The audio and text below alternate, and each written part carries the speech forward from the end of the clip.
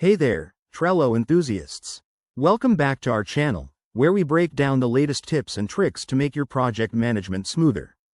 Today, we're diving into how to see archived cards in Trello 2025. If you've ever misplaced a card or need to dig up an old task, this is the guide for you. Archived cards can hide away important info, but don't worry, I'll walk you through the steps quickly and easily. By the end of this video, you'll be a pro at uncovering them. First off, why bother with archived cards? In Trello, archiving helps keep your boards clutter-free, but it doesn't delete anything. It's like a safety net for your ideas. Now, let's jump right in.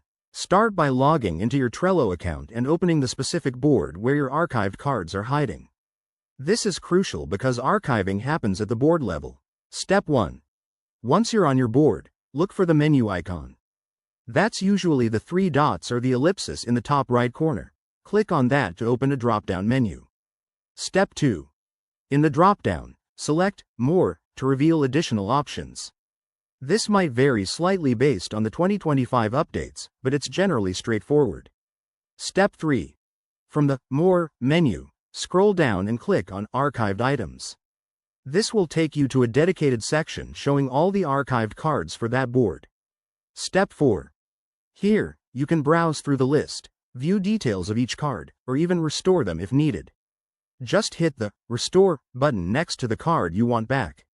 And if you have multiple boards, remember to repeat this for each one.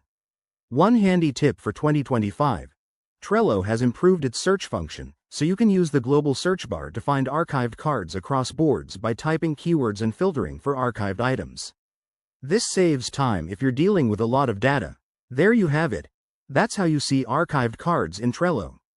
It's a simple process that keeps your workflow efficient.